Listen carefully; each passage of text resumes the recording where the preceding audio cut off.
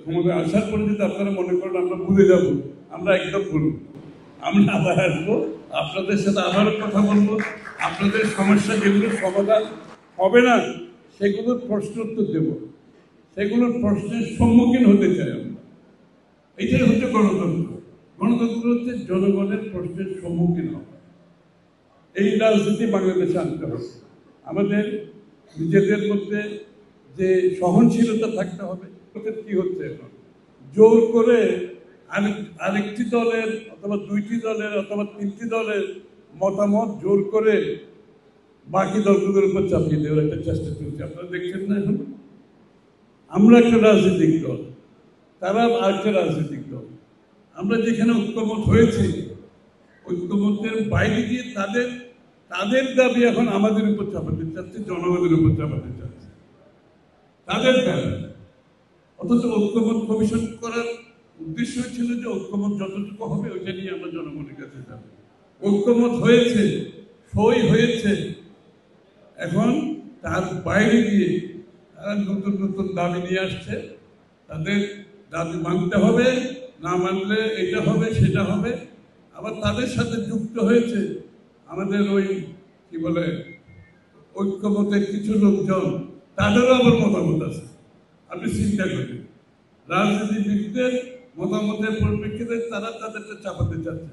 আবার ঐক্যমত কমিশনেরও একটা মতামত আছে।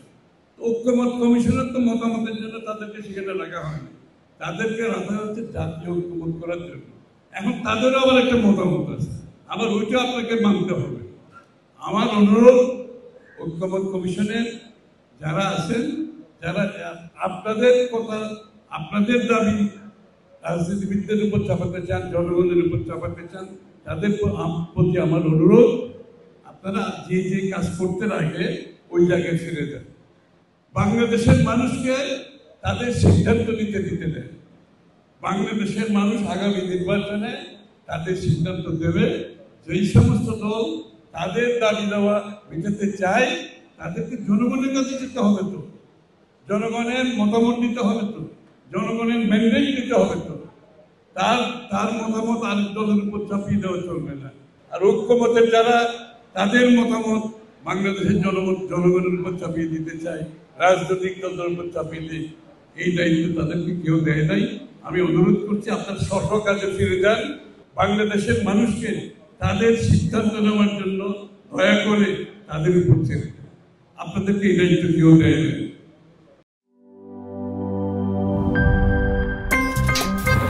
আমার একটা স্মার্ট সিদ্ধান্তে 25% গ্যাসের খরচ কমেছে। ভাবছেন কিভাবে?